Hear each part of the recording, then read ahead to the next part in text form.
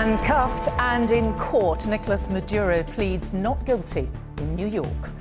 The deposed Venezuelan leader was helicoptered into the city alongside his wife to face drugs and weapons charges, which they both deny. A triumphant President Trump suggesting others are also in his sights. Colombia is very sick too, run by a sick man who likes making cocaine and selling it to the United States, and he's not going to be doing it very long. Well, the UN has voiced concerns over whether or not international law was breached by the US action. Here, Keir Starmer has not condemned the operation, but he did speak up in support of Greenland. Also tonight. Faking it for the fat jab. ITV News reveals how average-sized people are using AI tricks to qualify for weight loss drugs. Schools off for thousands as extreme winter weather puts paid to the start of term. And buzz off how Luke Littler didn't let a wasp spoil his big victory. Try not to get stung. You could probably take that out with one dart, couldn't you? If he was on the board, yeah.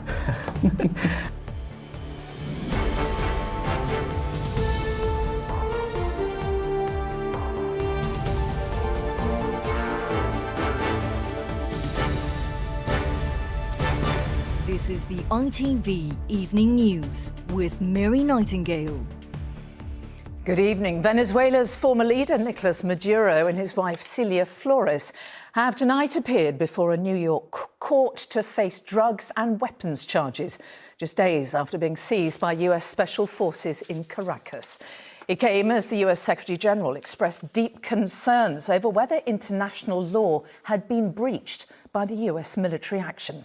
Here, the UK Prime Minister, Sir Keir Starmer, did not condemn the operation, but he did push back against President Trump's desire to annex Greenland. We'll have more on that in just a moment. But first, from Manhattan, here's our US correspondent, Dan Rivers. After his dramatic capture from Venezuela's presidential compound, it was almost as if the US authorities were flaunting Nicolas Maduro for the cameras. Crazy or what? Changing vehicles halfway through his journey, allowing the overhead news crews to see him and his wife Celia Flores as they were then walked to a waiting helicopter for the short hop over the water to Manhattan. Outside the court, security was tight as he appeared for the short hearing where charges of running a narco-terrorism organisation were put to him. He entered a not guilty plea, a trial which will be months away. This is a very serious indictment. It's completely consistent with what we would expect from the Southern District of New York United States Attorney's Office. It's a really real substantive United States Attorney's Office of prosecutors that doesn't bring weak cases, doesn't bring politically motivated cases. After the dramatic raid to depose him over the weekend, the new president of Venezuela, Delcy Rodriguez, has suddenly changed her tone from outrage to conciliation. Prompted perhaps by Donald Trump's warning she could pay a higher price than Maduro for not working with the US. Last night on Air Force One, Donald Trump threatened other countries. Colombia is very sick too, run by a sick man who likes making cocaine and selling it to the United States, and he's not going to be doing it very long, let me tell you. What does that mean? He's not going to be doing it very long? He's not doing it very long. He has cocaine mills and cocaine factories. He's not going to be doing it very long. So there will be an operation by the U.S. It sounds good to me. I remain deeply concerned that rules of international law have not been respected with regard to the 3 January military action. Tonight, the United Nations Security Council gathered to discuss the rapidly evolving threats, but with America's veto, it is powerless to act. As nations across what the Trump administration views as its hemisphere nervously watch the fate of Nicolas Maduro and try to calculate what this most unpredictable of US leaders will do next. Well, I was in court a few metres away from Nicolas Maduro as he came in and bid everyone Happy New Year multiple times. He was flanked by DEA officers wearing an orange prison-issue T-shirt with a blue top over it. He was asked to confirm his name and he replied saying, his name, Nicolas Maduro, president of the Republic of Venezuela, and then went on to try and say that he'd been kidnapped since January the 3rd and that he was a decent man. At that point, the judge interrupted him and reminded him this was simply just to confirm who he was. His wife, Cilia Flores, was also there with plasters, we were told by her lawyer, as a result of the raid in which she and her husband were deposed and brought to America. OK, Dan Rivers in New York City there, thank you. Well, after the US operation inside Venezuela, President Trump has made a number of threats to other countries in the region. He has repeated his belief that taking over Greenland, a self-governing Danish territory, is necessary for US national security. In Latin America, he said Cuba's communist government looks like it is ready to fall. And as you've just heard, Trump has threatened Colombia's leadership too, saying a similar military operation there sounds good to him. Well, our correspondent Robert Moore is in Cucuta on the Colombian-Venezuelan border tonight. Robert, how has the Maduro appearance in court gone down in Venezuela, where you are? Well, I mean, amid all of that courtroom drama in Manhattan, 2,000 miles south in Caracas at the National Assembly in Venezuela, Maduro's son accused the Americans of kidnapping his father, and other lawmakers accused America of a barbaric attack on Venezuelan sovereignty. It has to be said, though, that the regime in Venezuela appears pretty stable. Delcy Rodriguez, who is the acting president, is in place and has the almost impossible task of trying to balance sort of keeping Trump happy so he doesn't launch that threatened wave of second attacks, but also Venezuela's generals. But unmistakably, this is a regional crisis. You heard in Dan's report about the threats against where I am, Colombia, but it's right across the Western Hemisphere. Just listen to Donald Trump aboard Air Force One last night as he spoke about Greenland. We need Greenland for national security. And if you take a look at Greenland, you look up and down the coast, you have Russian and Chinese ships all over the place. We need it for national security. We have to have it. Well, essentially, look, all countries across South and Central America and the Caribbean have to come to terms now with the fact that that Trump is emboldened after the success of that Caracas raid. But globally, you know, what big implications? Look, if America, if the United States can do this across the Western Hemisphere, can China do this across Asia? Can Russia do this across the Caucasus and Eastern Europe? So this feels like a pivotal moment in world diplomacy. Robert Moore in Cucuta, thank you. Well, Keir Starmer again declined to criticise the US action in Venezuela today, but was much firmer on Greenland, saying its future is up to its own people. Our political correspondent Carl Dinnan spoke to the Prime Minister a little bit earlier today. Carl, Sir Keir is walking a very tricky line, isn't he? That's right, Mary. The Prime Minister has built up a good relationship with President Trump. He believes that is delivering in the national interest. And so whilst everyone from Jeremy Corbyn to Nigel Farage has declared that US actions in Venezuela break international law, and I expect Labour backbenchers to join in with that shortly, Keir Starmer refuses to say it. Instead, when I spoke to him earlier, he did say this.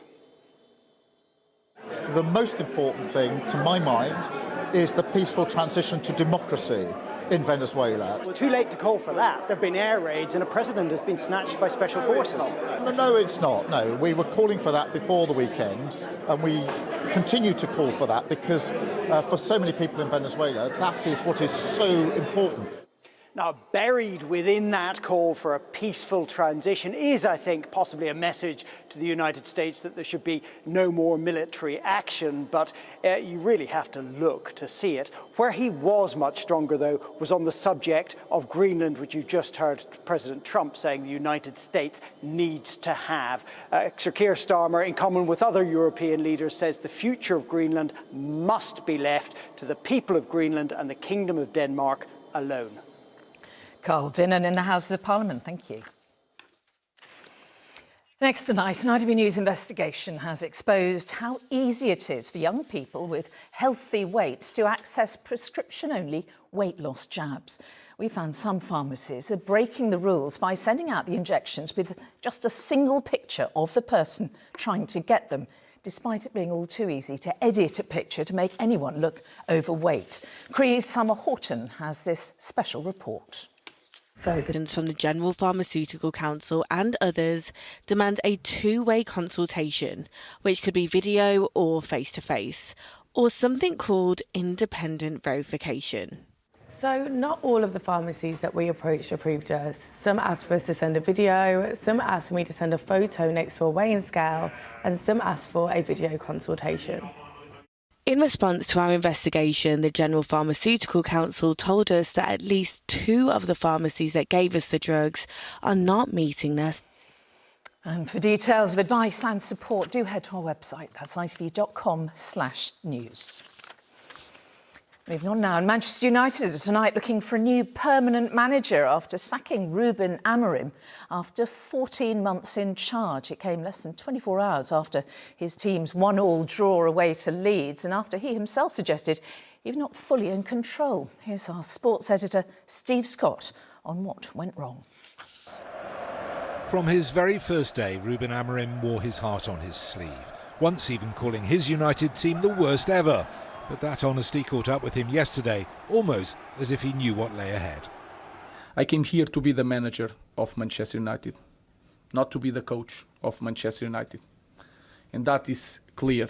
I'm not going to quit. I will do my job until other guy is coming here to replace me. Outside Old Trafford, they seemed fairly relaxed by yet another false dawn. I've not been impressed with his interviews and stuff like that, mate. So yeah, I don't think he was the right man for the job, to be honest, from the start. If we just keep recycling managers over and over again, we're going to have the same result. I think you should have at least given him to the end of the season. While the club insists the decision to sack Amorim was purely performance-related, sources have told ITV News he'd recently become more emotional about feedback he was receiving. Interpreted another way, that could suggest Amorim was angry at criticism from the club's hierarchy.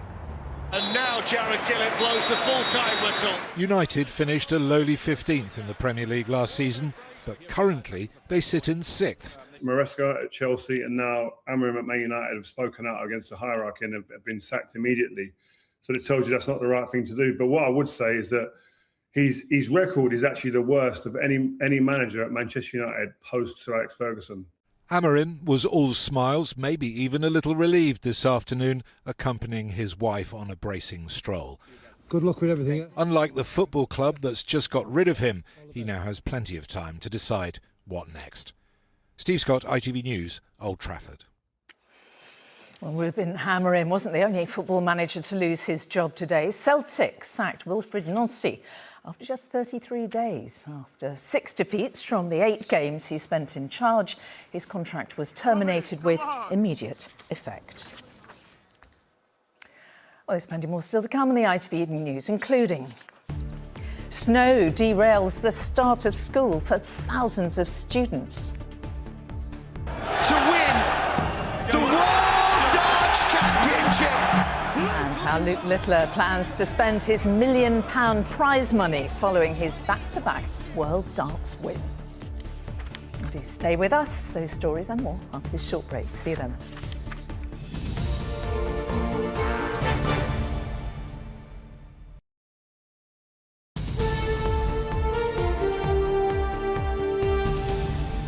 Hello again, welcome back. Weather warnings remain for large parts of the UK, with temperatures set to fall as low as -10 Celsius tonight. Heavy snow forced the closures of hundreds of schools today, and there were cancellations and disruption at airports and on the roads and railways. Parts of northern Scotland were some of the worst affected areas, as Peter Smith reports. The north of Scotland does tend to get snow, so when it hits as heavily as this, people in these parts have all the gear and the right idea. I'm fortunate I've not had to be anywhere, so staying at home has been okay. Yeah, I mean, my work's been cancelled because I drive for work, but it doesn't matter. On what was supposed to be the first day back, every school in Aberdeenshire remained closed today. We found children still trying to get over that news. I'm looking at you and your friends out here sledging and no school today. You must be absolutely gutted. No, absolutely not. Off school. What's the matter? Off school, it's fun. Yeah. The best snow ever. Best snow ever? Yeah. Hundreds of schools were also closed in Northern Ireland, and here's why. This bus was on its way to pick up children for a school in Armagh still open this morning. Fortunately, no one was injured. This snowfall has hit hard across Wales and all the way to Whitby. If you're wondering why so many trains had to be cancelled, well, outside this window is the line from Aberdeen to Dundee. There are areas we're still unable to reach, so we're being sent video updates. Some of the drifts are 3, 4, even 5 feet deep. I've never seen this in my lifetime. I'm sure a lot of people haven't seen this in their lifetime. The lack of clear roads for deliveries is also affecting businesses in bigger towns like Stonehaven. I can't get delivery, can't get vegetable, can't get milk. I went to the co-op to get some milk, no milk. Surprise, surprise. $12.99. But where some see a challenge, others see an opportunity. What's been the hottest item in Stonehaven today? Shovels. And sledges, but more so shovels. The worst of this should now be over here, but there is a yellow warning for another cold snap in southern Scotland and northern England tomorrow. Well, this started with a cold wind from Scandinavia bringing in about a foot of snow from the North Sea, and it's left people without power. And even after that amber weather warning expired this morning, there was another 9 centimetres of snow fell in Aberdeenshire this afternoon. And as we see the weather warnings move elsewhere here, it could be a couple of more days before those roads and rails can be cleared. Peter Smith in Aberdeen, thank you. There have been calls for earlier screening of babies for a rare genetic condition after the former Little Mix star Jessie Nelson revealed her twin daughters may never be able to walk.